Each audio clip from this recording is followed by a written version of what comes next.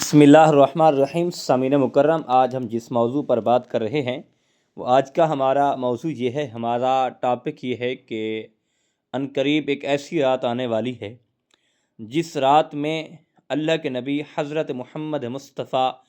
احمد مجتبیٰ صلی اللہ تعالیٰ علیہ وسلم کا فرمان علی شان ہے کہ اگر اس رات کو کوئی بندہ 2 رکعت نماز نوافل پڑھ لیتا ہے، یعنی 2 رکعت نماز نوافل خدا کی رضا کے لیے پڑھتا ہے، تو اللہ اس کے پچھلے سارے گناہ معاف فرما دیتا ہے۔ ایک ایسی عظمت والی، ایک ایسی شان والی، ایک ایسی برکت والی رات آ رہی ہے عنقریب، تو ہمیں اس رات کو ضائع نہیں کرنا چاہیے، کیونکہ اللہ کے نبی حضرت محمد مصطفیٰ احمد مجتبیٰ صلی اللہ تعالیٰ علیہ وسلم کا فرمان علی شان ہے۔ اس حدیث کی راوی ہیں سیدہ عائشہ صدیقہ رضی اللہ تعالی عنہا۔ آپ فرماتی ہیں، یہ سیاستہ ترمذی کی بھی حدیث ہے اور سیاستہ میں علی المرتضیٰ بھی راوی ہیں اس حدیث کے، کہ سیدہ عائشہ صدیقہ رضی اللہ تعالی عنہا فرماتی ہیں کہ 15 شعبان کی رات تھی تو میری باری تھی، آقا میرے بستر پر جلوہ گر تھے، میں نے اچانک دیکھا کہ آقا بستر پر جلوہ گر ہیں، لیکن پھر اچانک میں نے دیکھا کہ آقا موجود نہیں تھے۔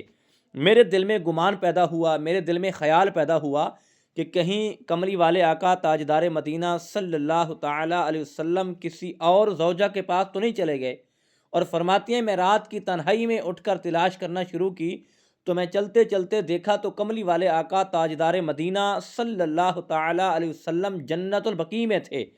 اور آقا کریم علیہ السلام نوافل پڑھ رہے تھے، رب کو راضی کے رب کی بارگاہ میں سجدہ کر رہے تھے۔ تو میں جب قریب گئی تو آقا نے میرے ساتھ مخاطب ہوئے، اللہ کے نبی نے فرمایا عائشہ اے ابو بکر کی بیٹی، تو نے کیا سوچا تھا کہ اللہ کا نبی تیرے ساتھ ناانصافی کرے گا؟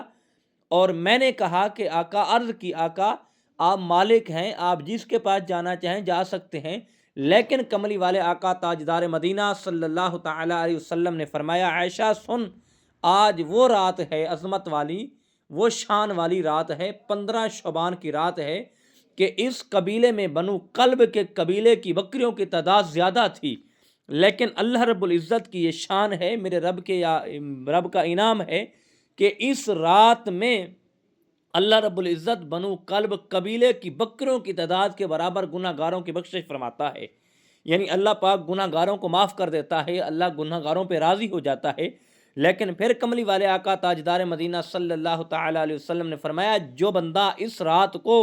15 شعبان کی رات کو نوافل پڑھتا ہے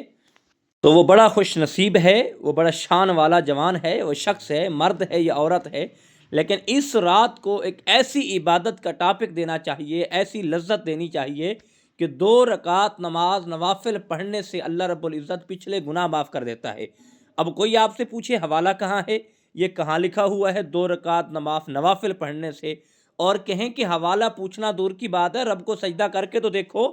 رب کی بارگاہ میں آ کر جھک کر تو دیکھو، رب کی